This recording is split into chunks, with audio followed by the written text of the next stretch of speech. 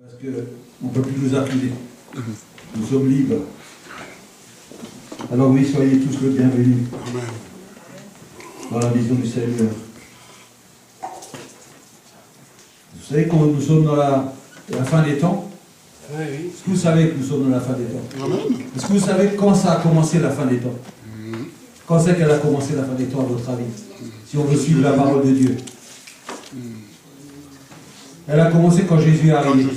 Quand Jésus est parti, il est monté au ciel, la fin des temps a commencé. C'était que le début de la fin. Donc ça fait déjà 2000 ans qu'on est dans la fin des temps. Or, quand il y avait Jésus, on était au début. Et là, nous nous approchons de la fin. On peut dire qu'on a avancé en tout cas. Même si on ne sait pas, mais on peut déjà dire qu'on est plus près que l'on était. Et quand on est à la fin de quelque chose, ça mérite qu'on s'arrête 2 minutes pour se poser la question, surtout quand il s'agit de notre éternité. Amen. Je crois que c'est vraiment un moment où il ne faut pas que le doute nous envahisse. Alors je crois que c'est là la question qu'il faut toujours être prêt dans la maison du Seigneur. Prêt à quoi? Prêt à écouter la parole de Dieu. Prêt. Alors il y a des gens qui écoutent la parole de Dieu, mais ils ne l'entendent pas. Mais il faut l'écouter et l'entendre. Ceux qui l'entendent, c'est ceux quand ils sortent, ils appliquent la parole de Dieu. C'est ceux qui l'ont entendu. Parce que des écouteurs, il y en a beaucoup. Mais ceux qui entendent la parole de Dieu, ça, c'est pas pareil. Mais ce n'est pas le but du message de ce matin. Mais c'était une parenthèse. Donc, on a fait le groupe de ceux qui entretiennent les locaux et qui s'occupent des agapes. La réunion a eu lieu, le groupe est fait, on a des petites modalités à faire pour que ça fonctionnera à partir du mois de novembre. Hein. On a fait le groupe de l'école du dimanche et de la garderie est en cours. Je vois qu'on n'arrive pas à trouver la date de la réunion. J'espère qu'on va tous se mettre de la bonne volonté pour arriver à 8 à se retrouver. Hein. Si on était 100 000, je dirais bon, ok, on a un petit souci, mais là on n'est que 8. Alors je crois que quand on veut aussi être dans l'œuvre de Dieu, il faut savoir faire des efforts pour pouvoir... Sinon, vous savez, la date, ça va être le 31 décembre. Hein. Donc, on a déjà prévu des activités pour le mois de décembre, parce que c'est Noël. Donc j'invite tous ceux qui font partie de ce groupe hein, à vraiment prendre des disponibilités afin que nous soyons prêts. Et je crois que la première date qui s'approche après le 30, puisque le 30 n'a pas été validé, c'est le 6 novembre, je crois. Hein. Donc le 6 novembre, j'invite tout le monde à répondre sur WhatsApp. Hein, un groupe a été créé, donc à répondre comme quoi vous serez bien présents de façon qu'on puisse le démarrer. Alors, on a déjà vu le programme avec Marie-Pierre, hein, donc on a déjà discuté de la première phase, et tous ensemble, on va partager ça pour aller de l'avant. Pour servir Jésus-Christ. Amen. On a eu aussi la réunion pour la louange hein, qui s'est mise en place. Hein. Là aussi, on a commencé à mettre les choses en place. Hein. Ce n'est pas terminé, mais on travaille pour que ce groupe soit finalisé et soit aussi toujours à la gloire de notre Seigneur.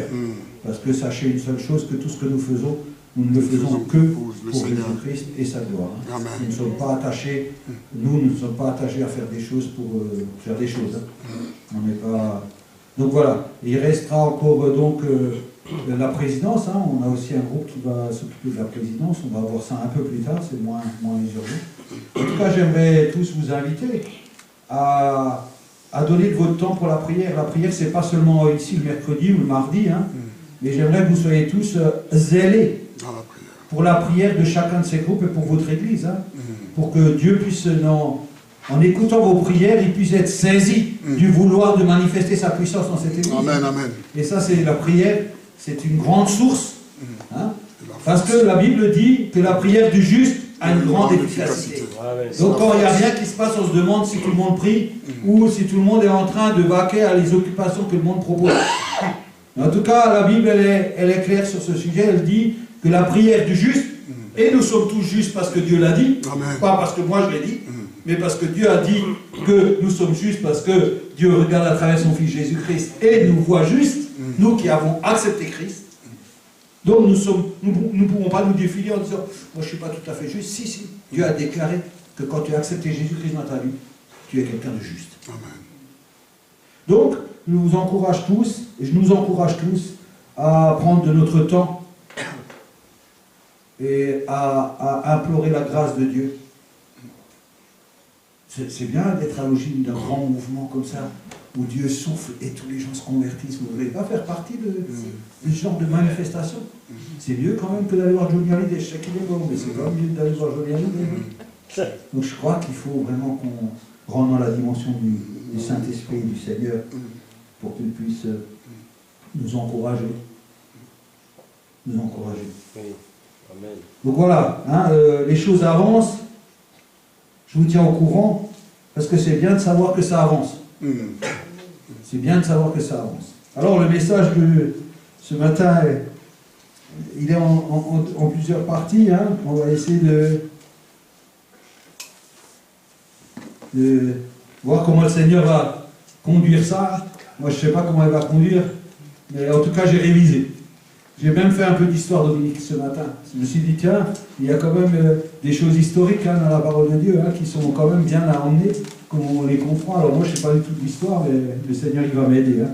Je vais vous inviter tous à vous lever, parce que nous sommes pas spectateurs ici. Hein. Nous sommes tous participants de l'œuvre de Christ, hein, et nous sommes tous des acteurs zélés pour servir Dieu, et chacun va prier pour que Dieu lui fasse saisir cette parole. Il faut que chacun prie et implore la grâce de Dieu pour saisir ce que Dieu veut lui dire ce matin. Père éternel, toi qui es le roi des rois, le Seigneur des seigneurs, le Dieu nous élevons ton nom, Seigneur. Tu es trois fois saint. Tu es au début de toutes choses et tu es à la fin de toutes choses. Et c'est toi dans ta grâce, dans ta grande miséricorde, toi qui es patient mais qui es fidèle aussi, toi qui es grand et qui es bon, Seigneur, use de bonté envers nous ce matin, de ce que nous puissions saisir quelle est ta parole. Quelle est cette vérité que tu veux inscrire dans notre cœur afin qu'elle puisse porter du fruit à la gloire de ton Fils Jésus-Christ qui a donné sa vie. Nous te bénissons Seigneur et nous te remercions Seigneur pour ta présence Seigneur. Nous te remercions parce que tu es là et tu agis aujourd'hui encore. Et aujourd'hui c'est encore un jour de grâce Seigneur où tu vas encore libérer, sauver, fortifier, encourager, guérir, bénir Seigneur parce que tu es un Dieu bon. Là où toi tu es, tout s'arrête et tout change. Et nous voulons te bénir ce matin, parce que tu es là, dans le beau nom de notre Seigneur Jésus-Christ. Ainsi nous avons prié. Amen. Amen. Oui, on peut s'asseoir. Ceux qui veulent rester debout peuvent rester debout. Hein. Quand on est assis, c'est la gloire de Dieu. Quand on est debout, c'est la gloire de Dieu. Alors, il n'y a pas de problème, hein, on peut choisir son camp. Donc oui, nous allons lire déjà la parabole qui se trouve dans... Alors, est-ce que Laurent, Matthieu 22, on va s'améliorer, hein. Matthieu 22 à partir du verset 1. Tout le monde a sa Bible? Amen. Celui qui n'en a pas, il vient me voir, je lui donnerai une, mais il doit l'emmener tous les dimanches. Hein. Matthieu 22, la parole de Dieu, c'est la parabole du festin des noces. On va commencer par ça. On va regarder un petit peu comment le Seigneur veut nous amener à saisir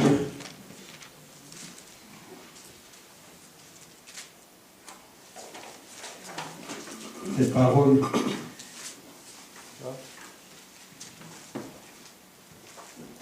Alors Jésus, prenant la parole, leur parla de nouveau en parabole et il dit: le royaume des cieux est semblable à un roi qui fit des noces pour son fils. Il envoya ses serviteurs appeler ceux qui étaient invités aux noces, mais ils ne voulurent pas venir. Il envoya encore d'autres serviteurs en disant: dites aux conviés, voici, j'ai préparé mon festin, mes bœufs et mes bêtes grasses sont tués, tout est prêt, venez aux noces. Mais, sans s'inquiéter de l'invitation, ils s'en allèrent, celui-ci à son champ, celui-là à son trafic, et les autres se saisirent des serviteurs, les outragèrent et les tuèrent. Le roi fut irrité, il envoya ses troupes, fit périr ses meurtriers et brûla leur ville. Alors il dit à ses serviteurs: les noces sont prêtes, mais les conviés n'en étaient pas dignes. Allez donc dans les carrefours et appelez aux noces tous ceux que vous trouverez. Ses serviteurs allèrent dans les chemins, rassemblèrent tous ceux qu'ils trouvèrent, méchants et bons, et la salle des noces fut pleine de convives. Le roi entra pour voir ceux qui étaient à table, Et il aperçut là un homme qui n'avait pas revêtu un habit de noces. Et il lui dit, mon ami, comment es-tu entré ici sans avoir un habit de noces? Cet homme eut la bouche fermée. Alors le roi dit au serviteur, liez-lui les pieds et les mains et jetez-le dans les ténèbres du dehors, où il y aura des pleurs et des grincements de dents. Car il y a beaucoup d'appelés, mais peu d'élus. Amen. Bon, je ne sais pas hein, si tout le monde comprend le texte. Hein. Qu'est-ce qu'il veut dire le texte? Ce texte, hein, on peut dire beaucoup de choses avec ce texte. Déjà trop de choses. Déjà, on s'en mêle hein, quand on veut tout expliquer. Hein. Si on voudrait tout expliquer, on n'arriverait pas, parce qu'on va s'ennuyer. On s'en mêle. Mais on va essayer de sortir une idée principale du texte pour revoir. C'est un texte qui a une parabole, qui a une vraie réalité dans la vision chrétienne. Hein. C'est pas une parabole, une simple parabole comme ça, c'est une parabole, il y a des étapes dedans, où on peut comprendre, si on veut chercher, aidé par le Saint-Esprit, on peut comprendre qu'est-ce que ça veut dire et dans quel temps on se trouve. Ici, il y a des temps. Hein. Il y a des choses qui sont passées et il y a des choses qui vont se passer. Dans cette parabole, tout n'est pas arrivé. Il y a une partie qui va arriver. Mais ce n'est pas non plus le texte principal sur lequel on va se poser. C'est une entrée en matière et on va trouver le deuxième texte derrière pour se poser et pour essayer de trouver. Donc, moi, je suis parti pour avoir un peu de l'histoire. Hein. J'aimerais des fois comprendre la signification au peuple juif, comment il y a des choses qui se passaient, et pour avoir les symboles qui représentent ce texte. Et donc là, Jésus prenant la parole leur parla de nouveau en parabole et il dit, le royaume des cieux est semblable à un roi qui fit des noces pour son fils. Qu'est-ce que vous pouvez penser de ce premier verset? Le roi, qui est le roi ici? C'est le Dieu. C'est Dieu. Là, le roi, c'est Dieu. On va expliquer hein, tout doucement comment on comprend cette parole pour essayer d'aller chercher où le Saint-Esprit veut nous emmener. Où le Saint-Esprit veut nous emmener.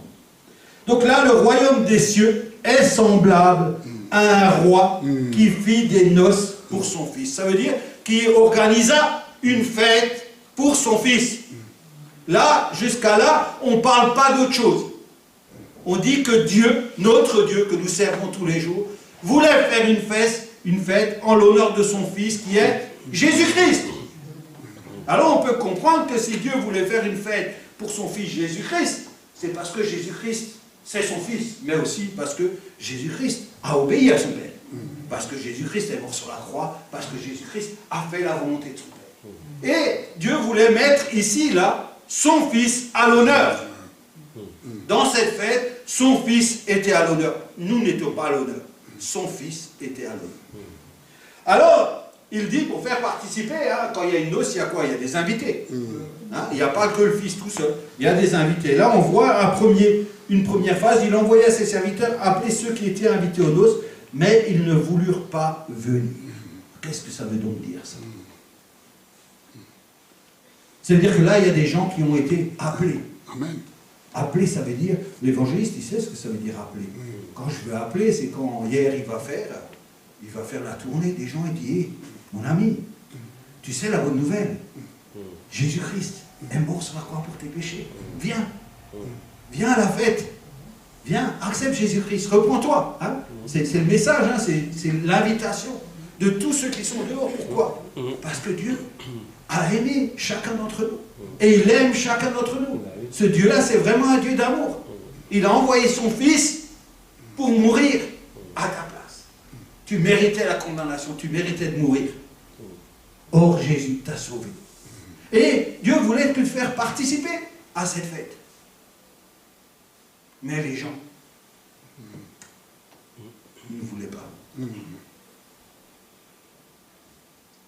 Ces gens-là, si on va un peu plus loin, on peut comparer ces premiers gens-là à qui cet appel est fait, parce que c'est un premier appel qui a été fait à des gens bien ciblés, qui sont le peuple juif. Qui sont là, le peuple juif, ça représente le peuple juif. Donc déjà, nous, on n'y est pas. Dans le peuple juif, parce que, à moins qu'il y ait des juifs ici, sinon on n'y est pas. Mais la grâce avait été faite à ce peuple de venir. Parce que Jésus était venu pour qui? D'abord pour les Juifs. Non, c'est bien la parole de Dieu. Il était venu pour le peuple juif. Et qu'est-ce qu'a fait le peuple juif? On le voit bien, ce qu'il a fait le peuple juif. Il a rejeté Jésus. Il a rejeté Jésus. Il y a la deuxième parole, c'est il envoya encore d'autres serviteurs. Encore d'autres. En disant, dites aux convives, voici j'ai préparé mon festin, mes bœufs et mes bêtes grasses sont tués, tout est prêt, venez aux noces. Là, il a invité tout le monde parce que le sacrifice de Jésus-Christ avait été fait. C'est la deuxième phase. La deuxième. Et là aussi, ça s'adresse aux Juifs. Là aussi, cette parole s'adresse aux Juifs. Mais il y a la parole qui s'adresse aux Juifs, premièrement, et il y a la parole qui s'adresse aux Juifs quand Jésus-Christ a donné sa vie. Donc, ils étaient conviés à cette fête. Mais la Bible dit que voici, j'ai préparé mon festin, mais les bêtes grasses sont tuées, tout est prêt, venez aux noces. Mais sans s'inquiéter de l'invitation, ils s'en allèrent, celui-ci à son champ, celui-ci à son trafic. Et les autres se saisirent des serviteurs, les outragèrent et les tuèrent. Et ça, on connaît, c'est dans la parole de Dieu. Si vous voulez chercher ce texte, vous allez le trouver dans la parole de Dieu. Quand les prophètes sont allés apporter la parole de Dieu, les apôtres et tout ça, ils ont été maltraités.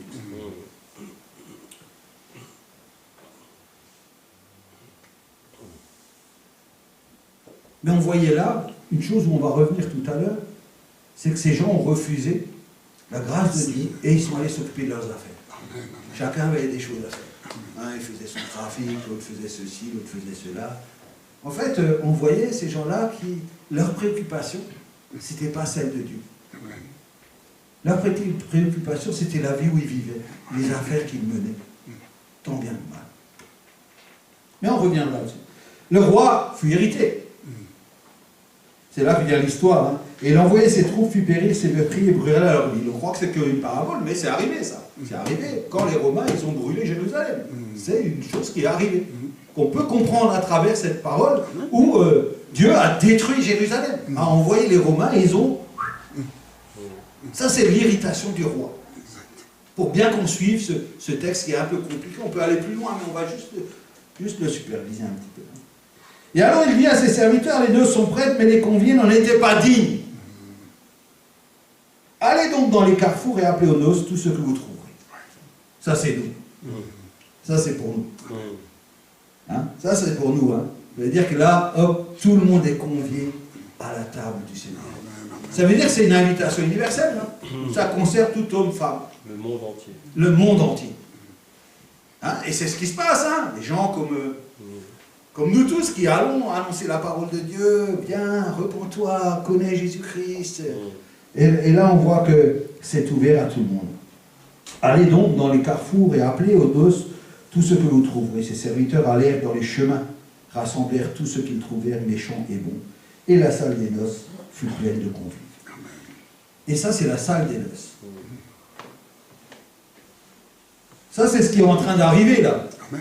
Hein, ça, c'est... Là, on y est. Hein. Ce qu'on avait dit avant est passé. Là, on est là-dedans. C'est-à-dire qu'on est dans le temps où les gens arrivent dans la salle de noces.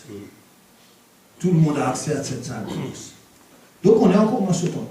Et le temps qui vient, le temps qui va venir là, c'est celui qui vient là. Le roi entra pour voir ceux qui étaient à table. Ça, c'est ce qui va arriver. Et il aperçut là un homme qui n'avait pas revêtu un habit de noces. Ah voilà. Là, pour être dans cette salle, il faut un habit de noces. Qu'est-ce que vous pensez qu'il faut comme habit de noces pour entrer là? Un vêtement blanc. Un vêtement blanc. Qu'est-ce que c'est l'habit de noces là? Sans les deux qui connaissent la parole de Dieu. Là, les autres, là. C'est quoi un habit de noces là? Pour que quand vous lisez votre Bible, vous compreniez ce que ça veut dire. C'est pour ça qu'on s'arrête là. Hein. L'habit de noces, c'est quoi? La sainteté. C'est le sang de Jésus? La sainteté. La sainteté. Qu'est-ce qu'on revêt? Quand on devient un homme nouveau, on revêt qui? On revêt Jésus-Christ. C'est Jésus-Christ. L'habit, là, l'habit qu'on revêt, si on revêt Jésus-Christ. Hein? C'est ça l'habit de noces. Hein? Parce que pour rentrer, vous devez comprendre que pour rentrer dans cette salle, il faut revêtir cet habit. Ça veut dire que celui qui n'a pas Christ ne peut pas rentrer dans cette salle. Or là, on voit quand même que quelqu'un était dans cette salle. Ça m'a interpellé. Je me suis dit, c'est vrai, dans la salle, Il n'y a que ceux qui sont revêtus de l'habit. Vous savez, j'ai lu un peu l'historique. En fait, à l'époque, chez les Juifs, quand un homme riche invitait, donc tous ses convives, c'est lui qui fournissait l'habit de noces. C'était pas chacun venait avec son propre habit. Et dans la coutume, c'était la personne qui recevait, il donnait un habit à chaque convive. Et ça symbolise vraiment, c'est vraiment merveilleux parce que c'est vraiment ça. C'est Dieu qui nous revêt de Jésus-Christ. Ça symbolise vraiment ce qui se passait à l'époque. C'est fantastique comme la comparaison elle est flagrante. Et alors ces gens-là se présentaient à la salle de noces et recevaient l'habit pour rentrer dans cette salle de noces. Et dans cette salle de noces, il n'y avait que des gens revêtus de cet habit-là. Il n'y en avait pas d'autres qui pouvaient rentrer. C'était la condition pour rentrer dans cette salle. Et là aussi, dans le temps qui va arriver, pour vivre éternellement avec Jésus-Christ, il faudra revêtir la vie de justice, de vérité qu'est Jésus-Christ. C'est le symbole. Mais dans cette salle, il se trouve qu'il y a un homme qui n'a pas revêtu l'habit. Un fraudeur. Un fraudeur, ouais. Un fraudeur. Alors on se pose la question, mais comment c'est possible ça qu'un fraudeur ait réussi à rentrer dans la salle? C'est là que ça se complique dans la compréhension des choses. Mais vous croyez qu'au ciel, il y aura un fraudeur qui pourra rentrer dans le ciel? Je crois pas. Aucune chance. Alors, qu'est-ce qu'il veut dire ce passage? Puisque là, on dit quand même, le roi entra pour voir ceux qui étaient à table. Et il aperçut là un homme qui n'avait pas revêtu des habits de noces. Voyez-vous? Ça peut être ça, mais on va le voir autrement. On va le voir autrement. C'est que celui qui n'avait pas revêtu d'habits de noces, c'est celui qui n'avait pas Jésus-Christ. Ça veut dire qu'il était là avec des gens, mais que les gens qui étaient autour de lui ne le voyaient pas. Mais le maître de la maison, lui, il a vu qui c'était. Il a vu ce que c'était. Le maître de la maison pouvait le voir. Oh, on peut symboliser ça dans cette église. Ici, il y a plein de gens. Tous qui veulent servir Jésus-Christ, tous qui sont avec Jésus-Christ. Mais peut-être là-dedans, il y a des fraudeurs. Amen. Non? Amen. Vous ne croyez pas qu'il y a des fraudeurs? Mais après, on verra qui sont les fraudeurs. On va regarder. On va essayer d'identifier le fraudeur. On va essayer de l'identifier. N'ayez pas peur. N'ayez pas peur. N'ayez pas peur. Mais je me suis posé la question, le fraudeur. Et là, on va voir le fraudeur. Là, ils vont attraper le fraudeur. Mais ce texte est formidable parce que le fraudeur, la première chose qu'on fait, c'est qu'on lui ferme la bouche. Il ne peut rien dire. Il ne dit rien. Et il est jeté dehors. Ça, c'est ce qui va arriver. Ça veut dire qu'il y a des fraudeurs qui se mettent dans l'église comme ça pour essayer d'atteindre la salle des noces. Il y a beaucoup de fraudeurs. Parce que la Bible dit, il y a beaucoup d'appelés, mais il y a peu d'élus. Beaucoup d'appelés, mais peu d'élus. Donc, et il lui dit, mon ami, comment es-tu entré là sans avoir un habit de noces? Cet homme eut la bouche fermée. Alors le roi dit au serviteur, liez-lui les pieds et les mains et jetez-le dans les têtes dehors, où il y aura des pleurs et des grincements dedans, car il y a beaucoup d'appelés, mais peu d'élus. Et c'est vachement trop. J'ai fait un petit peu vite. Et donc, on va reprendre la louange. Je crois qu'il est pas 11 heures. Non, parce que Dieu ne m'a pas permis de parler 1h30. Donc là, voilà, on voit donc que dans ce texte, Dieu a déployé les moyens pour toucher les hommes parce qu'il les aime. D'accord? Et on voit que il faut, pour être avec Dieu, il faut revêtir Jésus-Christ. Je crois que ce message, tout le monde l'a compris. Tout le monde a compris cette signification que pour être avec Dieu, il faut accepter Jésus-Christ dans son cœur et dans sa vie. Je veux le rappeler ce matin quand même, qu'on accepte Jésus-Christ, c'est un don gratuit. C'est un don qui est gratuit. Il n'y a rien à payer. Il n'y a même rien à faire. Si ce n'est donner sa vie à Jésus, pour que Jésus puisse en faire ce qu'il veut, ce qu'on a chanté ce matin. Ce qu'on a chanté ce matin. Donc, aujourd'hui même, c'est encore un jour de grâce. C'est un jour de grâce parce qu'aujourd'hui, la parole est donnée pour que nous puissions aussi nous repentir. Nous voyons combien de gens se sont opposés ont refusé. Ça s'appelle le refus de la grâce de Dieu. Et la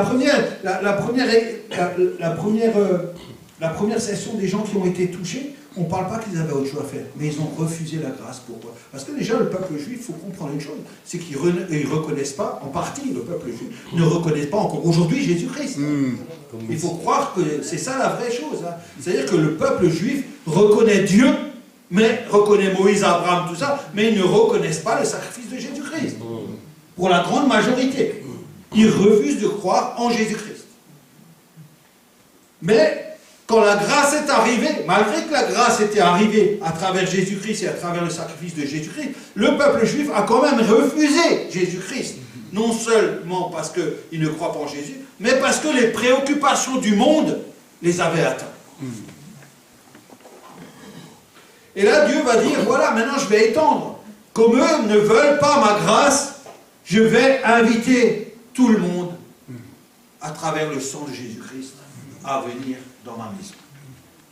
Donc c'est un message universel pour chacun. Ce message, il n'identifie rien du tout. Il ne faut ni être riche, ni beau, ni grand, ni bien coiffé, ni bien habillé, ni avoir du 45 comme taille de chaussures, ni avoir ceci, ni avoir une voiture, ni avoir un travail.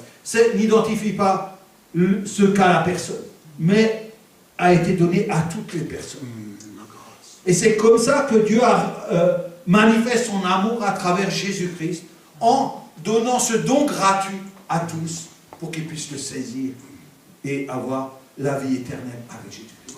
La vie éternelle avec Jésus-Christ, c'est une vie de joie et de bonheur. Alléluia. C'est une vie de joie et de bonheur. C'est une vie qui n'est pas comparable à cette vie. Ce n'est pas une vie de remords, de tristesse et de regret. Non. C'est une vie avec une perspective nouvelle de joie et d'amour avec notre Créateur. Notre vrai papa, celui qui nous a créés. Et c'est quelque chose dans une dimension exceptionnelle, si vous voulez prolonger un peu votre imagination pour saisir. Qu'est-ce que ça va être? Ça va être exceptionnel. Ça va être exceptionnel de vivre avec Dieu. Et vivre avec Jésus-Christ. Donc, c'est ça la manifestation de Jésus. Parce que Jésus, Dieu, quand il nous a créés dans son amour, à son image, pour que nous fassions partie de son plan parfait. Et donc il a invité tous ces gens à servir Dieu. Or aujourd'hui, vous voyez, qu'est-ce qui se passe aujourd'hui? J'ai lu le petit message que tu m'as envoyé là, sur un gars qui annonçait la fin des temps, les signes de la fin des temps. Aujourd'hui, vous devriez observer le monde. Vous devrez observer ce qui se passe. Vous ne devrez pas vous laisser emmener n'importe où, par tout ce qu'on dit aujourd'hui. Vous n'êtes pas un peuple qu'on peut emmener n'importe où. Vous êtes un peuple attaché à Jésus-Christ, attaché à Dieu, attaché à la justice même de Dieu. Ce monde va de travers de tous les côtés. De marcher dans ce monde sans s'en soucier, c'est négliger. C'est négliger. Il faut se tenir sur ses gardes.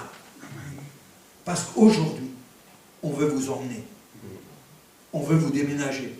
On veut... Vous croyez, hein, vous croyez, je sais pas, j'ai l'impression que vous croyez que la vie avec Jésus sur terre, tout est merveilleux. Il n'y a rien de merveilleux. Hein. Vous savez ce qui est merveilleux de la vie avec Jésus? C'est parce que quoi qu'il arrive, notre solution c'est Jésus-Christ. Jean-Baptiste, quand il est mort, hein, il était avec Jésus, hein, on lui a coupé quand même la tête. Hein.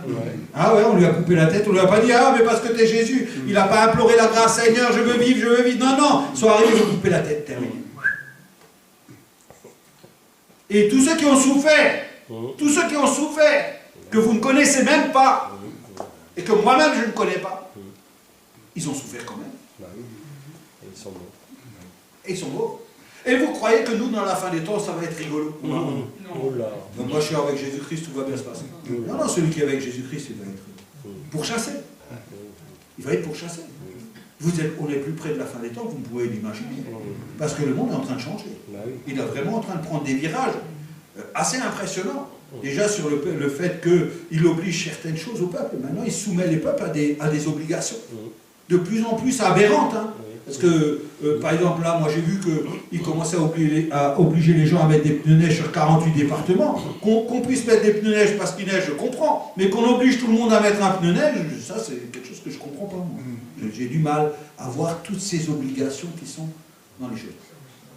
Donc il faut se méfier des temps où on est. Parce que ces temps-là, c'est des temps où il faut, comme je l'ai dit au début, rester dans la prière. Parce que la prière, pour nous, la prière, c'est le refuge de Dieu. C'est là où on peut avoir cette communion avec notre papa et lui donner tout ce que nous avons sur le cœur. Nos angoisses, nos craintes, tout ce qui ne va pas, on peut les mettre au pied de Jésus-Christ, qui lui va toujours répondre. Ça, c'est très important que vous deviez saisir que la dimension dans votre vie, elle a changé. Nous ne sommes pas à l'abri, bien au contraire. Quand la fin arrivera, c'est une fin mauvaise qui arrivera. Ce n'est pas une belle fin qui arrivera. Donc, il faut que nous soyons prêts à vivre Jésus-Christ jusqu'au bout. Parce que la Bible, elle nous donne, elle nous dit, c'est seulement celui qui persévérera jusqu'au bout. Jusqu'au bout. C'est celui qui persévérera. C'est celui qui priera. C'est celui qui sera dans la main de Dieu et dans la volonté de Dieu. Voyez-vous, pour vivre Dieu, il y a certaines conditions. Il y a certaines conditions. On ne peut pas vivre Dieu en ne venant que le dimanche. On ne peut pas vivre Dieu comme ça. Celui qui pense ça, il se trompe lui-même. Pour vivre Dieu, il faut avoir une vie avec Dieu. Amen. Une vraie vie avec Dieu. Amen. Une vraie vie qui a la première place. Oui. Une vraie vie qui a que la première place. Si vous n'avez pas une vie avec la première place, vous n'irez pas jusqu'au bout. Vous ne pourrez pas. Vous ne serez pas donné les moyens du bout. Vous se redonnez une illusion de vie avec Dieu.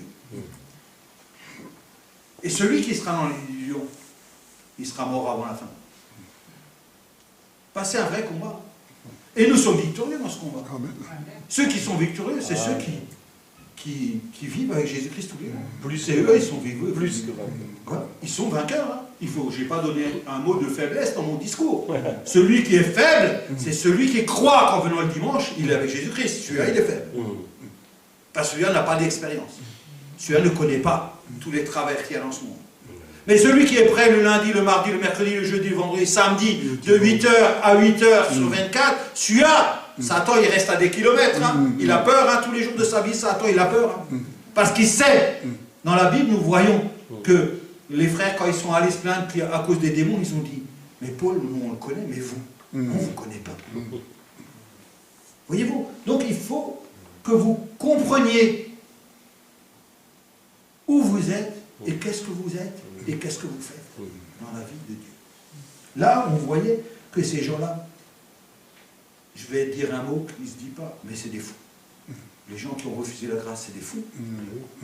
C'est des fous. Comment on peut les nommer? Ils sont fous. Comment on fait pour refuser la grâce de Dieu? Comment on fait pour que les bœufs deviennent plus importants que Jésus-Christ dans ma vie? Comment on fait que le travail devienne plus important dans ma vie? Aujourd'hui, des fois on voit les chrétiens et on voit leur travail. Et quand ils parlent, ils disent « Ouais, mais j'ai mon travail. »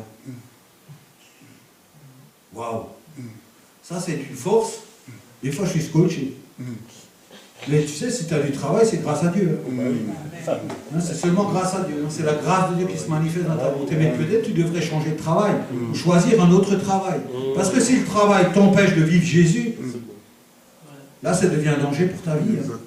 Mais dès que quelque chose empêche ta vie d'évoluer à travers Jésus-Christ, sache que tu es en danger. Tu es déjà en danger. Et les gens, ils sont dans l'illusion parce qu'ils ne comprennent pas ça.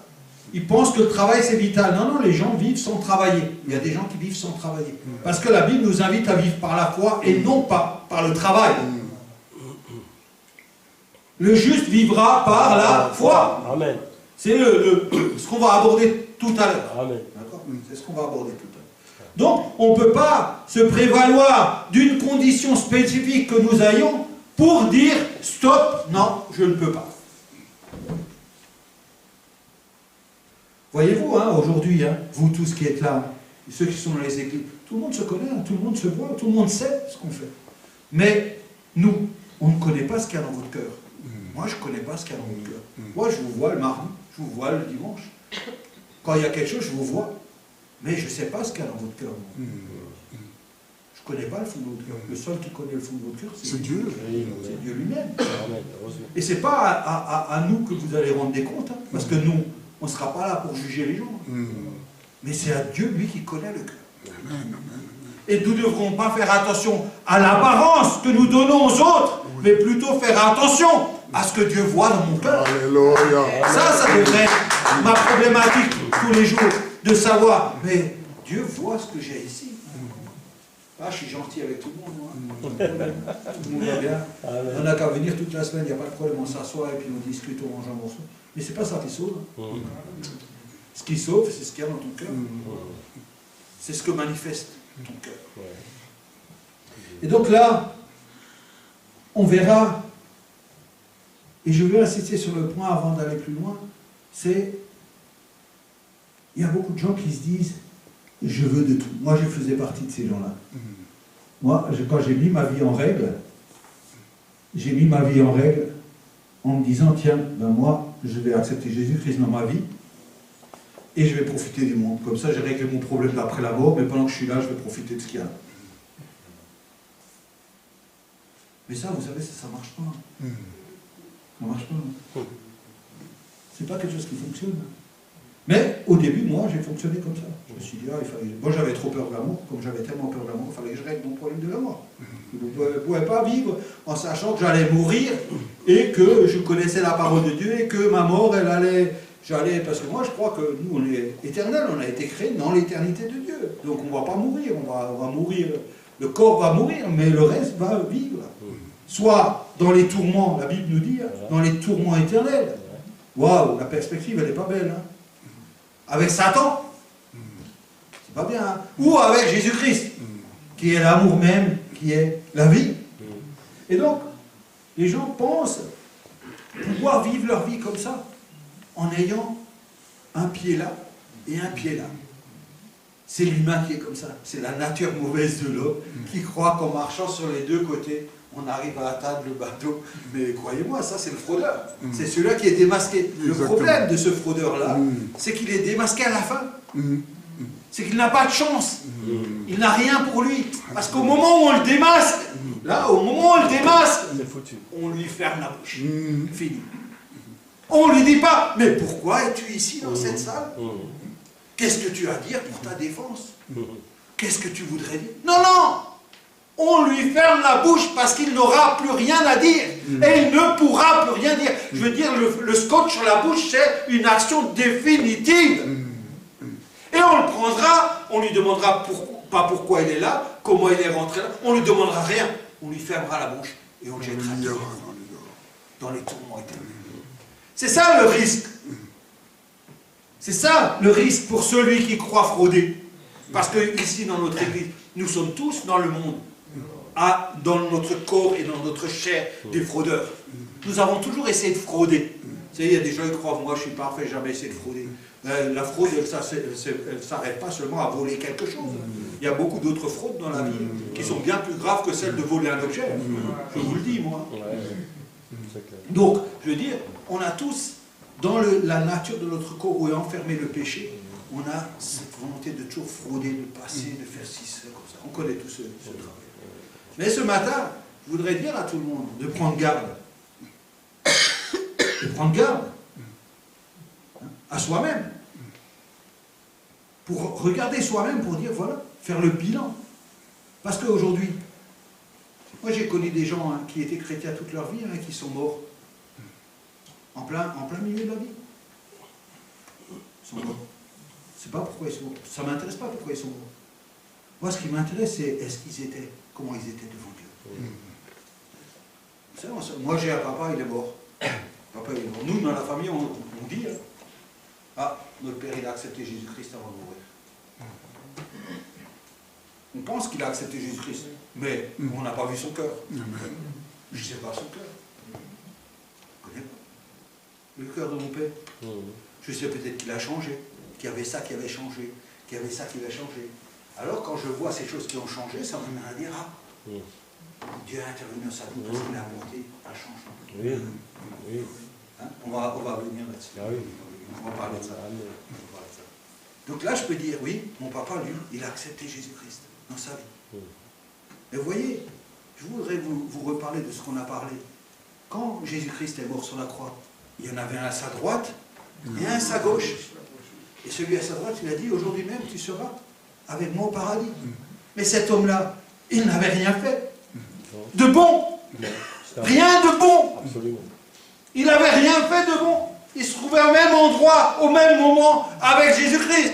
Mais il n'avait rien fait de bon. C'était un malfaiteur. Sa vie était construite sur la fraude, sur le vol, sur les mensonges, sur l'assassinat. Il n'avait rien fait.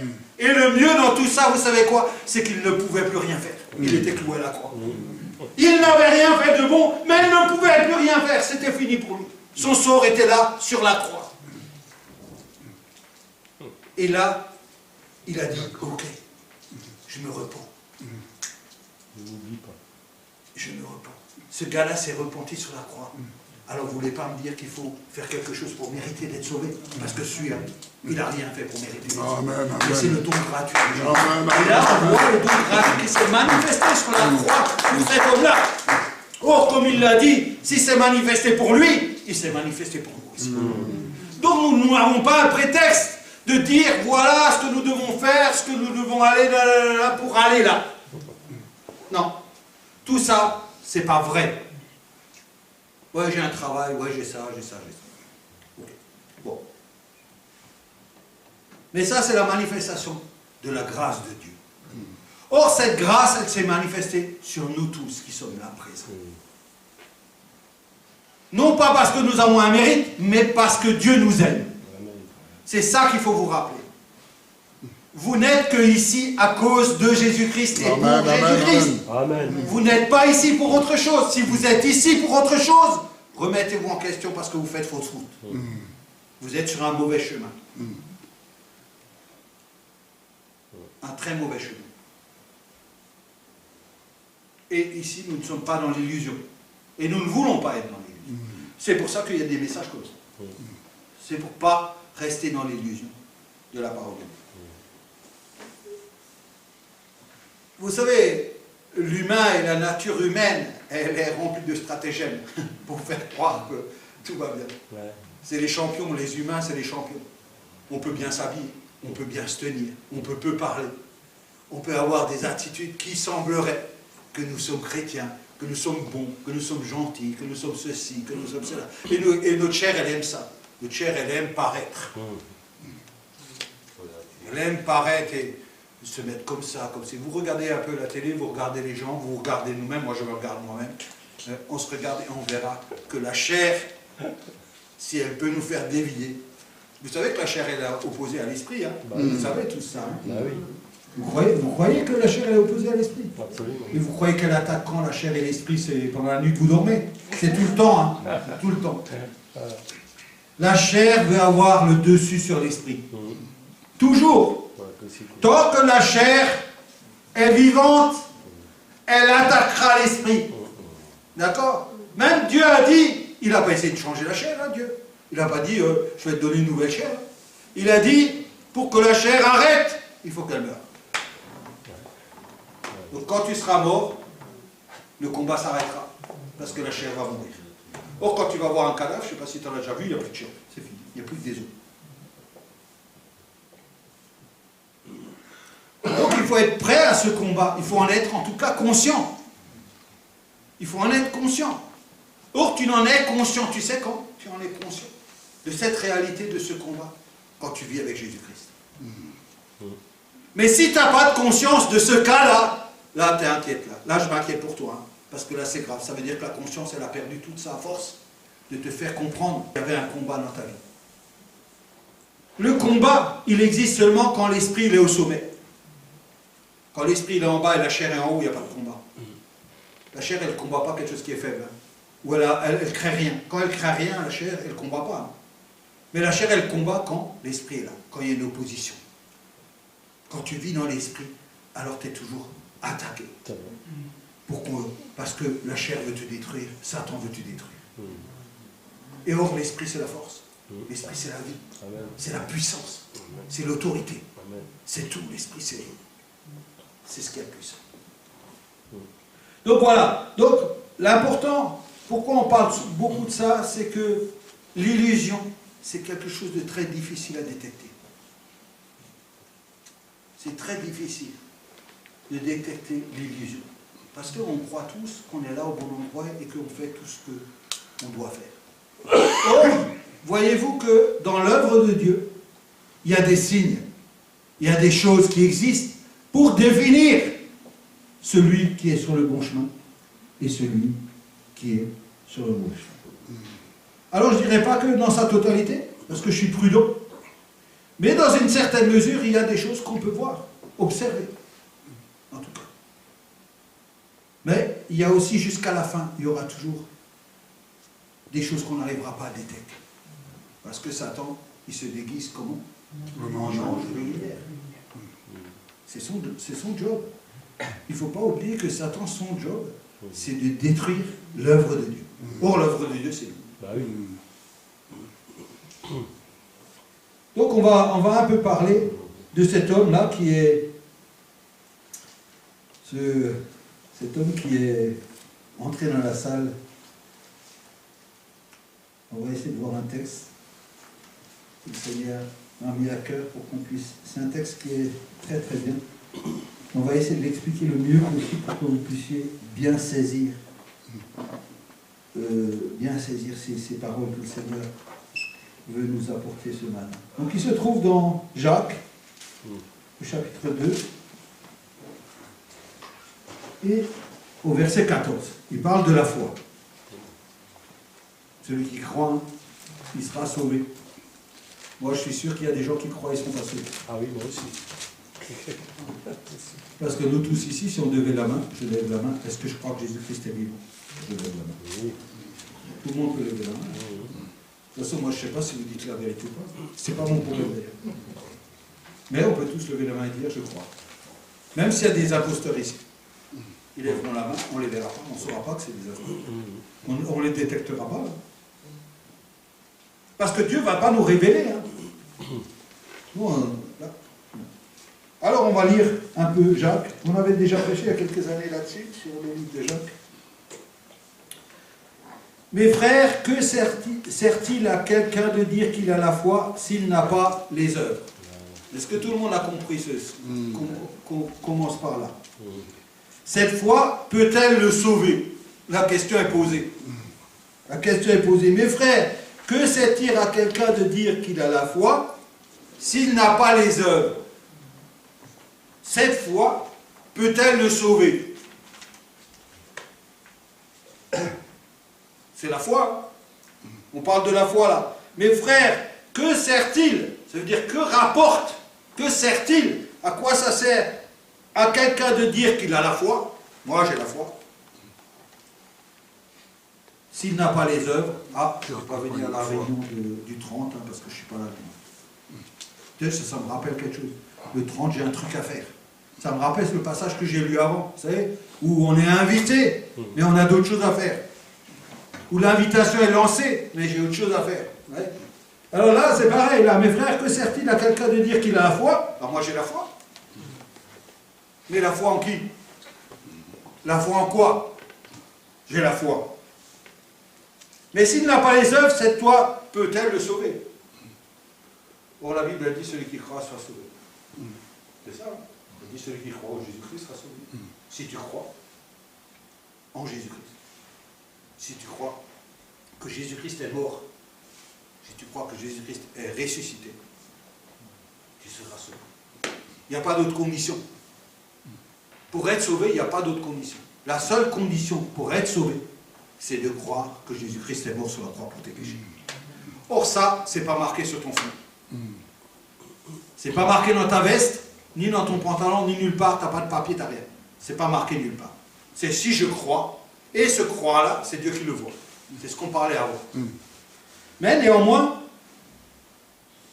si un frère ou une sœur sont nus et manquent de la nourriture de chaque jour, et que l'un d'entre vous leur dise « Allez en paix, chauffez-vous et rassasiez-vous », et que vous ne leur donniez pas ce qui est nécessaire au corps, à quoi celui-là sert-il?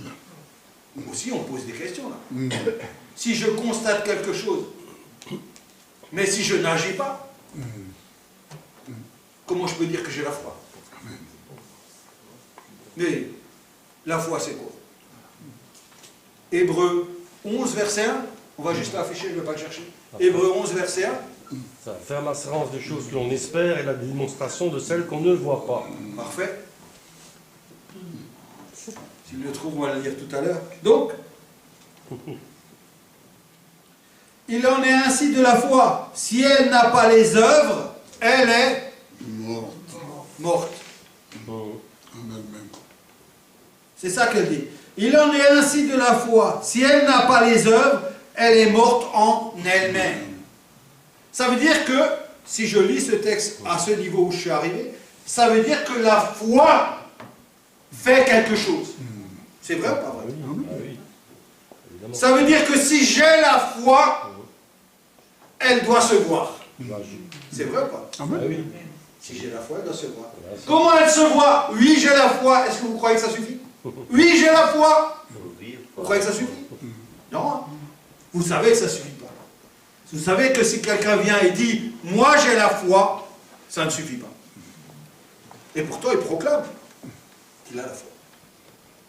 Mais là, la Bible, elle dit, Jacques, il va dire « Il en est ainsi de la foi ». Si elle n'a pas les œuvres, si elle n'a pas quelque chose qui accompagne, elle n'a pas de vie. Elle est morte en elle-même. Elle ne sert à rien. Ça veut dire que la personne qui dit « J'ai la foi », mais qui n'a pas les œuvres, est un Fraudeur. fraudeur. C'est un fraudeur. Mais c'est pas ça, Daniel. C'est pas un fraudeur. Si, si. Ou alors il n'a pas réussi à manifester les œuvres. Je vais un peu fort, hein. Ouais. Moi je bouscule un peu les gens. Je vais rester gentil. La vérité, c'est la parole de Dieu. C'est bon. Moi je ne fais que lire la parole de Dieu. Je détourne pas les mots, hein. Hein, Daniel, je détourne. Bon. Il en est ainsi de la foi. Si elle n'a pas les œuvres, elle est morte. Elle est morte en elle-même. Elle est morte en elle. En elle-même. Cette parole, elle n'est pas dite ce matin pour juger quelqu'un. Pas du tout. Ouais. Loin de moi cette pensée. Et loin de là, la pensée du Seigneur. Elle est là pour faire réagir les gens. Pour leur faire comprendre où ils se situent. Afin que Dieu puisse continuer à leur faire grâce. C'est tout. C'est juste un chemin. Alors, le verset 1. Non, il n'a pas encore trouvé Hébreu, mais ça va venir. Hébreu 11, verset 1. Mais c'est pas grave, prends ton temps, je ne mets pas pressé. Alors il dit, il en est ainsi de la foi. Mais quelqu'un dira, toi tu as la foi, et moi j'ai les œuvres. Merci. Merci. Merci. Quelqu'un dira, toi tu as la foi, et moi j'ai les œuvres. Il donne un exemple. Hein. Montre-moi ta foi sans les œuvres. Montre-moi ta foi sans les œuvres, c'est je crois en Jésus-Christ. C'est la seule manifestation de la foi sans les œuvres. Et moi, je te montrerai la foi par rapport aux œuvres. Ça veut dire que si je fais des œuvres, ça démontre que j'ai la foi. C'est bien ça. Ça devient compliqué là. Non, c'est parce qu'il y a des gens qui le font aussi par le zèle de la chair. Ah. Et il y a certains catholiques qui croient se sauver par les œuvres. Voilà. Donc il y a bien la foi qui est d'abord, et les œuvres sont accrochées à Christ. C'est bien, très bien. Non, parce que il y a les œuvres. Hein. Oui. Si je fais des œuvres, comme il a dit, moi je connais plein de gens qui sont dans l'œuvre. Hein. Mais ils ont oublié Jésus-Christ. Et ils ont créé plein de choses, des églises, ils ont fait plein de choses. Ah oui. Et ils ont oublié Jésus-Christ. Oui. Mais néanmoins, la foi produit quelque chose. Ça c'est certain. Bah oui. Mais l'Église catholique aujourd'hui, ils font des œuvres pour acquérir Voilà. le ciel. Or, ça, c'est pas le bon chemin. Parce que la foi procure des œuvres. Les œuvres de la foi. Et si je commence à dire les œuvres de la foi, je peux commencer par l'amour. Et la définition de l'amour. Ou de l'esprit, Galates 5, on peut définir tout ça. Donc ça veut dire que quand j'ai la foi en Jésus-Christ, je ne sais pas comment vous dire ça, quand j'ai la foi, quand j'accepte Jésus-Christ, c'est que j'ai compris dans quel état j'étais. Je ne sais pas si tout le monde a bien compris ça.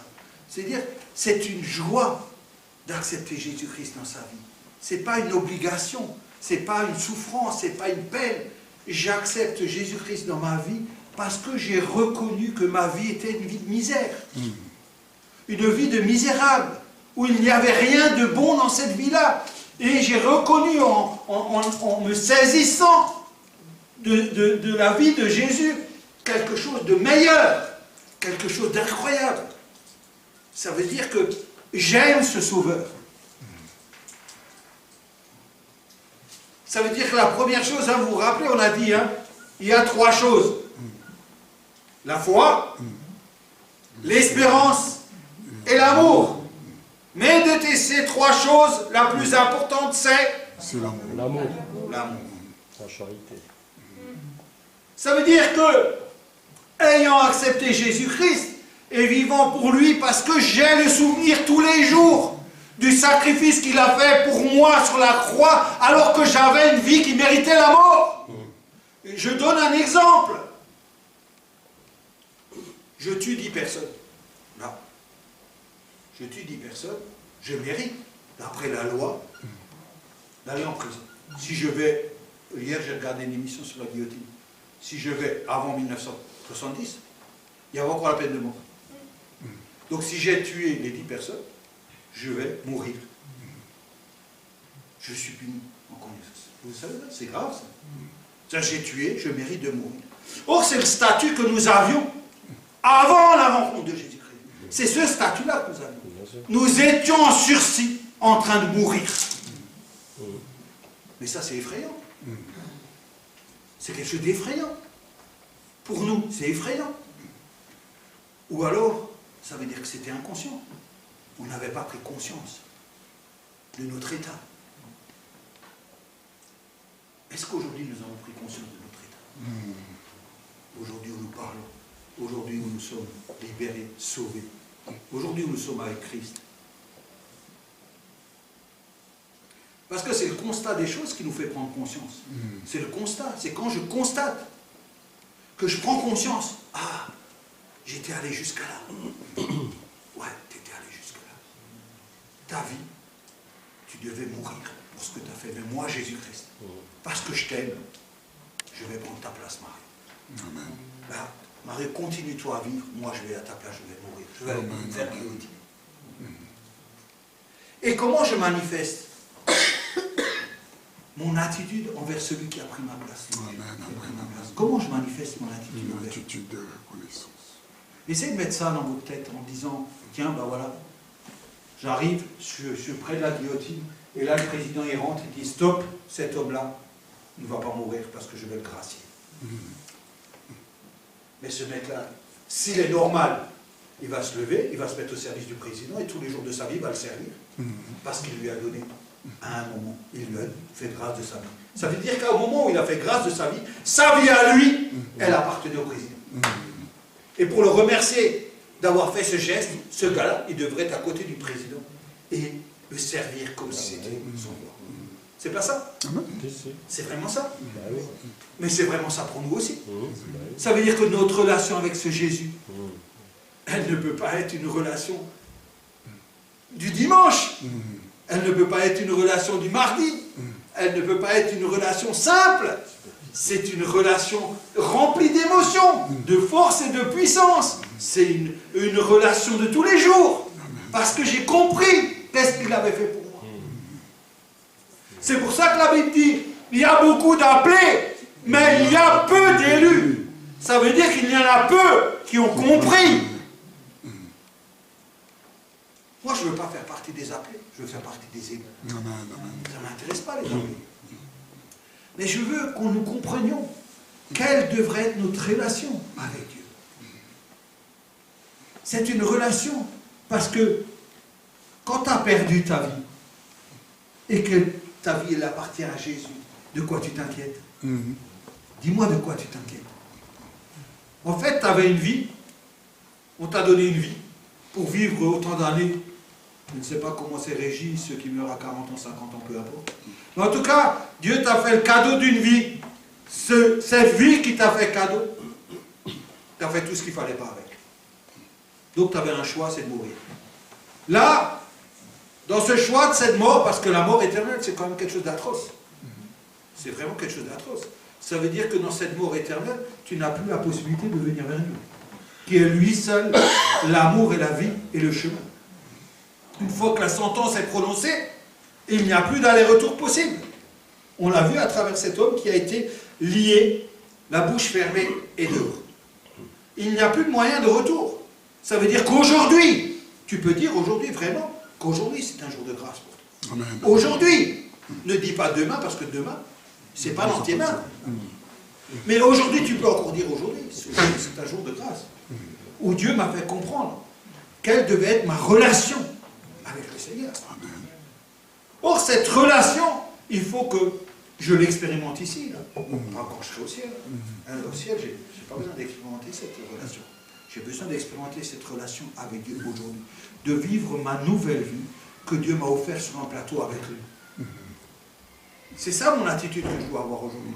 Mon attitude, c'est pas être spectateur, c'est d'être un acteur au travail pour le Seigneur. La Bible dira, quand le maître rentre à la maison d'un serviteur, une fois qu'il a tout fait, il n'a fait simplement que son travail, pas plus. Même s'il a mangé en dernier, même s'il a mis son maître à l'honneur dans tout, il n'a fait que son travail. Alors, où en sommes-nous dans notre vie? Est-ce que nous sommes déjà arrivés au cap de dire, j'ai fait mon travail? Ou est-ce que je suis déjà au-delà de ce travail? Parce que ma vie est une consécration à Jésus-Christ. Je pose la question, moi. Je pose la question. Le texte, il nous dit, voilà, il dit, tu crois, il y a un seul Dieu, tu fais bien. Les démons le croient aussi. Pour autant, ils ne se repentent pas. Mais ils croient aussi que Dieu existe, non? Ils tremblent. Et ils tremblent. Mais nous, on ne tremble pas. Et eux, ils tremblent parce qu'ils connaissent. Mais nous, on ne se soucie pas assez de ça. Ça ne devient pas une priorité. Nous, notre priorité, c'est subvenir à nos besoins. Et comme il faut, s'il vous plaît. Hein. Pas 1 000 € par mois, 5 000. Hein.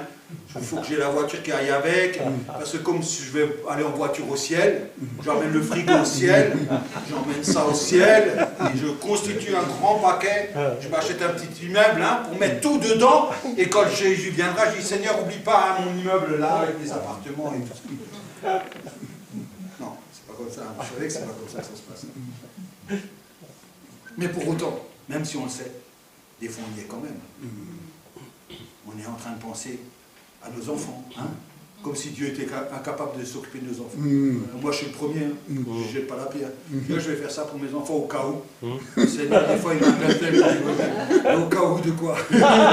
Au cas où de quoi? Comme si Dieu n'existait pas. Hein? C'est vrai, on avance, on dit ouais, je vais m'occuper de mes enfants. Et comme si Dieu n'existait pas. Mais Dieu, il est capable de s'occuper de tes enfants, il n'y a pas besoin de toi. D'ailleurs, c'est même pas les tiens, c'est les siens. Amen. Amen. Comme si tu dois t'occuper de tes enfants, ramène-les à l'église le dimanche matin. Ça, tu peux faire. Tu les emmener à l'église. Mais tu n'as pas besoin de leur acheter le dernier smartphone. Non, ils n'ont pas besoin de ça. Parce que d'acheter un smartphone cher, ça, tu dois aller travailler. Plus tu travailles, moins tu viens à l'église. Hein. Plus les enfants sont seuls. C'est comme ça que ça marche. Hein. Hein, c'est vrai, hein, parce que plus on fait les choses dehors, moins on est ici. Hein. Et on n'a plus le temps pour ici. Tu comprends, il y a mes enfants, il faut que j'aille voir avec eux. Il y a ceci, il y a ceci, il y a ceci. Donc mon temps pour le Seigneur, c'est ça. Mais t'inquiète, Marie, moi j'ai la foi. Le jour viendra. Hein, j'espère pour toi qu'il va venir tôt. Hein, parce que s'il vient en retard, tu seras lié, et bâillonné et jeté dehors. Mais c'est ça qu'il faut prendre conscience. La parole de Dieu, elle est là pour heurter l'individu, pour heurter la conscience, pour heurter l'esprit de Dieu, l'esprit, pour qu'on puisse prendre conscience de notre état. Lamentable des fois, de notre état lamentable des fois. Et d'oublier qu'un jour, il y a quelqu'un qui s'est levé et a pris notre place.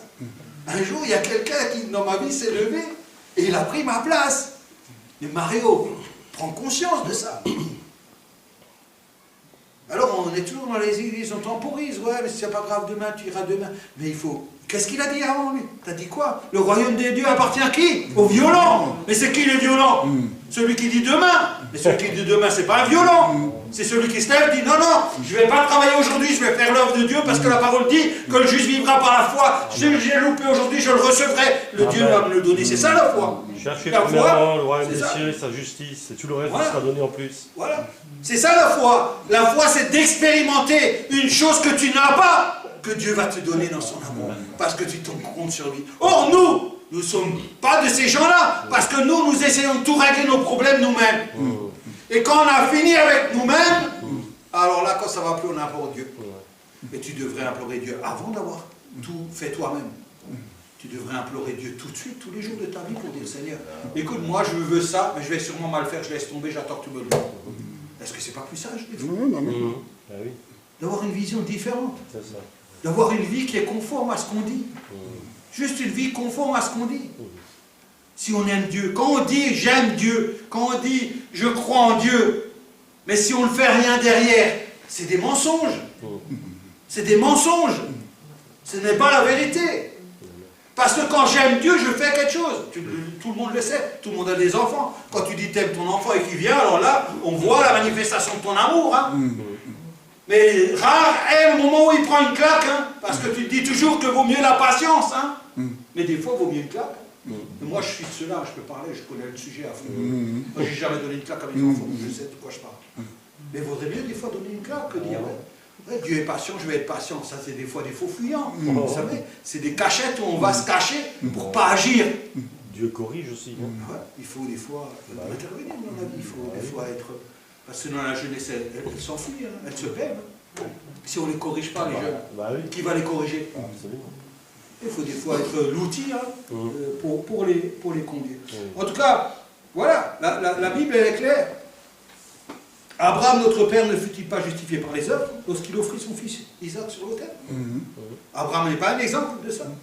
Où il a emmené son fils, son seul fils, le fils de la promesse. Vous imaginez, moi j'imagine le cœur d'Abraham, Ah ouais, c'est dingue. qui devait dire, purée, tout ce temps il m'a fait attendre Dieu pour avoir un fils. Le jour où il me l'a fait, je le fais grandir tout, il est jeune et tout, il va prendre la relève, et puis maintenant hop, on y va. Ah ouais, Mais Abraham avait dans le cœur, il connaissait Dieu. c'est ça. Il était dans une dimension. Ça, c'est quand on a une relation avec Dieu. On est dans une autre dimension. On n'est pas dans la dimension là. On est dans une dimension que les autres ne peuvent pas saisir. Mais ça intéresse qui, ça, cette dimension? Ça intéresse qui? Vous imaginez pas que c'est là que nous devrions tous être? Le pasteur, il avait dit, hein, il faut arrêter d'être en bas. Il faut monter d'un étage. Vous savez, Dieu est en haut, pas en bas. Il faut monter hein, les étages pour saisir la grâce de Dieu. Pour être des élus, pour être des Moïse, pour être des gens qui se sont battus parce qu'ils avaient la conviction que tout ce qu'ils faisaient, ils étaient dans l'œuvre de Dieu. Amen. Pour la gloire de Dieu. Amen. Amen. Quand Dieu est venu voir Noé, il a dit écoute, Noé, je vais fermer la terre, là, je vais mettre de l'eau, là, tu vas vivre avec des bêtes pendant 300 jours. Là. Il a fait l'arche. Il est rentré avec ses animaux. Je ne sais pas s'il était fermier ou pas. Bon, à cette époque-là, il n'y avait sûrement pas d'industrie, mais bon, il faisait quelque chose. Et je veux dire, tous les gens se sont pliés. Ils ont compris quelle était la volonté de Dieu.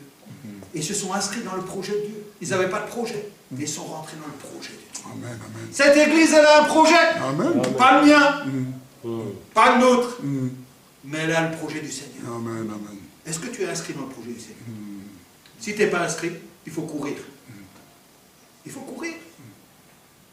Il faut courir. Il faut que tu n'oublies pas une chose. Tu as chanté un cantique. Hein? Moi, je sais où est ma place. Moi, je sais où est ma place. Vous savez où est votre place? Moi, je n'ai pas une place qui change tous les 2 ans. Moi, je n'ai pas de place qui change parce que Daniel y pleure. Moi, je n'ai pas de place parce que René il enlève ses lunettes. Moi, je n'ai pas de place parce qu'il y en a 10 qui fument dehors. Moi, je n'ai pas de place parce qu'il n'y a pas de louange ici. Moi, je n'ai pas de place parce que la garderie ne marche pas comme moi je veux. Moi, j'ai une place parce que Jésus-Christ m'a mis là. Amen. Amen. Amen. Je n'ai pas de place. Et quand je ne me sens pas bien, je vais chez Jésus-Christ, je ne me sens pas bien. Persévère Mario. Ceux qui vont jusqu'au bout, ils obtiendront la victoire. Alors je reste là. Je deviens insensible à tout ce qu'il y a autour de moi. Amen. Amen. Je ne suis que sensible à l'Esprit de Dieu. Amen. Tout le reste ne m'intéresse pas. Or, Dieu ne m'a pas dit, Mario, prends tes affaires par ailleurs. Il m'a dit, au contraire, ça fait 20 ans qu'il me dit, Mario, persévère, tu restes là. Amen. Et quand je ouvre la Bible, je prends des exemples, parce que je veux voir si je ne suis pas le seul. Eh ben non, figurez-vous que je ne suis pas le seul. Il y en a plein des comme ça. Où Jésus leur a dit, ben fais ça. Ah ben on voit, hein, Moïse, il est né dans l'eau, hein, il a appris la culture égyptienne, le savoir égyptien. Il n'a pas eu de chance, il est devenu assassin, il a tué quelqu'un. Il est parti 40 ans avec les moutons. Dieu l'a dit, mais maintenant tu vas gérer des moutons. Tu as appris la grande science des Égyptiens, maintenant tu vas apprendre la grande science des moutons. Ah ouais. Mais s'il n'avait pas appris les moutons, il ne pouvait pas sortir le peuple. Amen, On rigole tout ça. Mais il fallait qu'il apprenne les moutons. Hein. Ah oui, ah oui. Et au bout de alors 40 ans, hein, 40 ans, et les 40 dernières années, il allait en baver, hein, parce que s'il pouvait éviter ça, il l'aurait évité. Hein. Vous pouvez me croire. Hein. Parce que ça ne lui a pas fait plaisir. Hein. C'est ça que vous devez vous rappeler. Obéir à Dieu, ça ne fait pas forcément plaisir. Parce que si vous trouvez que vous devez trouver votre plaisir dans l'obéissance à Dieu, le chemin va être difficile. Amen. Obéir à Dieu, c'est se soumettre à la volonté de celui qui dirige et commande toutes choses. Amen, amen. Parce que quand il te dit quelque chose, la chose arrivera. Avec toi. Ou sans toi. Mais elle arrivera parce qu'elle est sortie de la bouche de Dieu.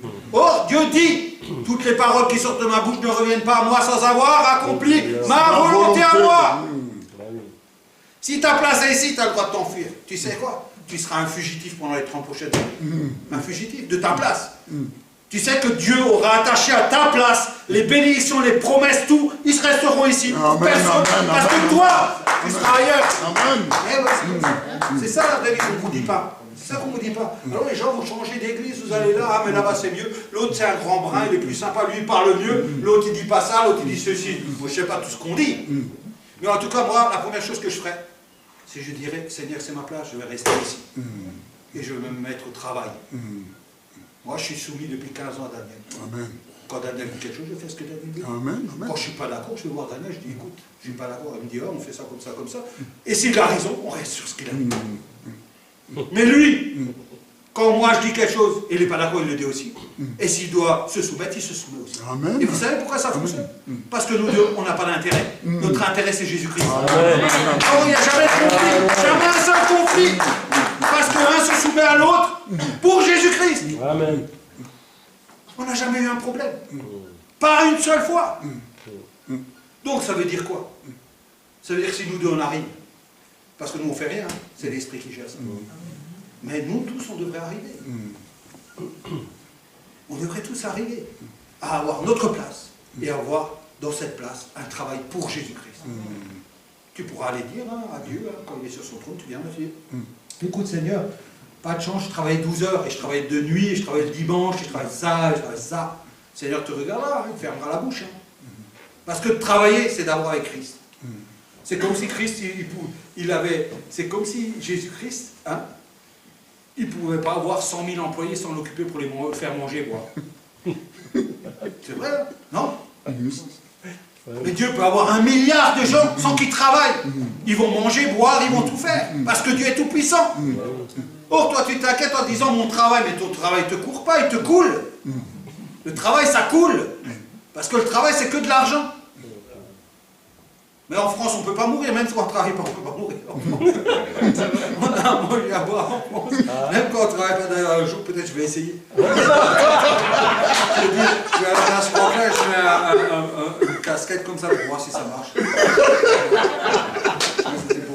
C'était un moment de détente. Mais nous avons bien compris que la volonté de Dieu, c'est que nous soyons à son œuvre à lui. C'est trop facile de dire, ouais, mais le Seigneur, il comprend, je dois travailler, j'ai une famille. Mais Dieu t'a donné une famille, Dieu t'a donné du travail, Dieu t'a tout donné. Mais il veille sur ce que tout t'a donné. Ne t'inquiète pas. Mais toi, sois violent. Regardez, moi j'ai lisé Salomon ce matin. Salomon, quand il a pris la royauté, il dit, ouais, tu vois, tu as fait des grâces à mon père David, tu as tout fait pour David. Moi, je n'y connais rien à tout ça. Comment je vais réussir à gérer ce peuple d'Israël? Alors Dieu, si tu voulais me faire une seule faveur, une seule, permettre que j'ai le discernement. Ça, c'est le prière d'aujourd'hui. Permettre que j'ai le discernement pour gérer ce peuple. Alors le Seigneur, quand il a vu ça, il a dit, tu aurais pu me demander la richesse, tu aurais pu me demander la vie éternelle, tu aurais pu me demander le massacre de tous tes ennemis, mais toi tu m'as juste demandé d'avoir le discernement. Parce que tu m'as demandé ça, je vais te donner la richesse, la gloire et tout ce qui va avec. Un truc d'une telle simplicité.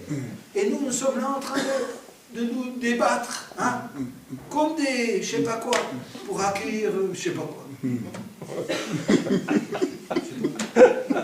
Pour le dire, Seigneur, je t'en prie, regarde-moi comment je suis, donne-moi le discernement pour faire juste ce que toi tu veux. Vous ne savez pas le nombre de promesses qui est attaché au ciel pour celui qui a accompli la volonté de Dieu. Amen, amen, Vous n'imaginez pas. Des fois, ça me rend triste, parce que, au lieu de se préoccuper de ce qu'il y a en haut, même moi, des fois, je suis comme ça, je me préoccupe de ce qu'il y a en bas, je me dis des fois, Marie, mais toi, t'es fou. Qu'est-ce que tu vas faire ça? Des fois, je me lève, je dis à Laurent, je dis, on va voir l'entreprise, on en a marre de tout ça. Qu'est-ce qu'on fait de ce truc-là? Viens, on va servir Dieu, on fait rien. On va servir Dieu, on est tranquille. Dire, il faut qu'on fasse le bon choix.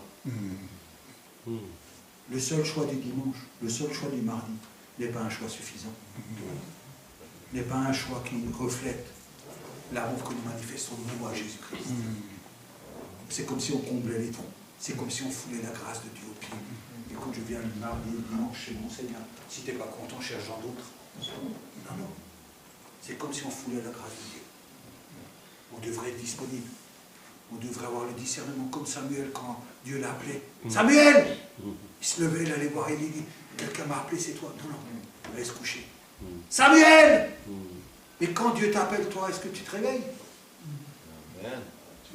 Est-ce que tu as le discernement pour savoir quand il t'appelle? Hein? Ça, c'est un autre sujet. Si j'aborde ce sujet, alors là on n'est pas sorti. Parce que quand il t'appelle Dieu, t'es où? Au travail. T'es où quand il t'appelle?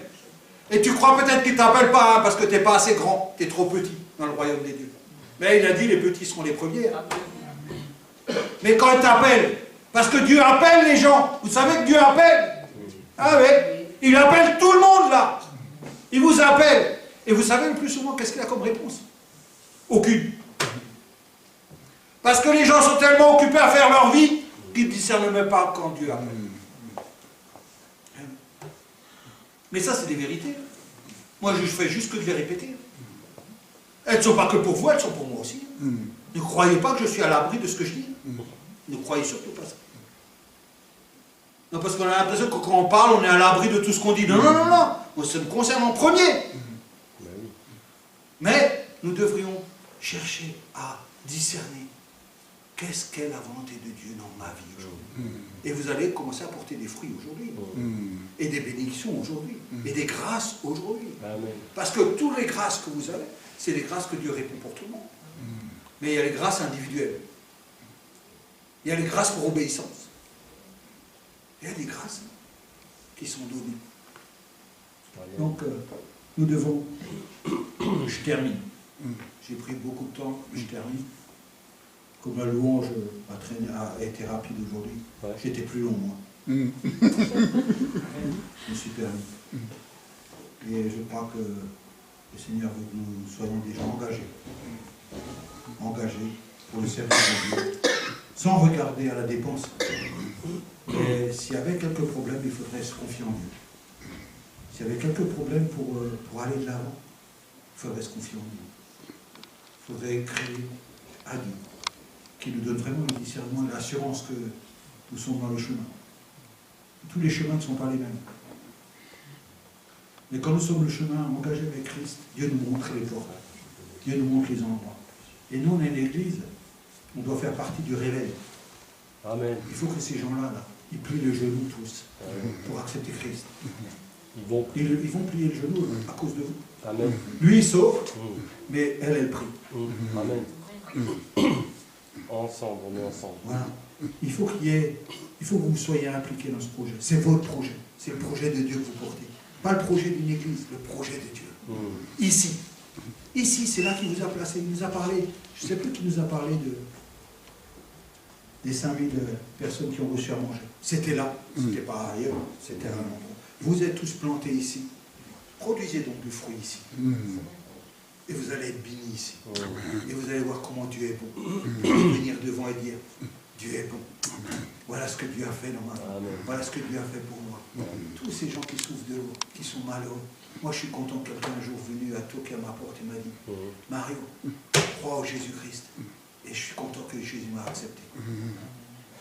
Et maintenant, j'aimerais, parce que j'aime Jésus-Christ, j'aimerais le dire aux autres. Quand je le dis aux autres, je dis, écoute, c'est gratuit ce que je te dis, c'est parce que je t'aime. En fait, je ne dis pas comme ça, je dis, moi, je t'aime pas, mais Jésus-Christ t'aime. Moi, j'aime Jésus-Christ, alors je viens vers toi, je te donne ma parole. C'est comme ça. Alors, on doit se réveiller. Je vous invite à vous lever. Pardon? Tu veux venir?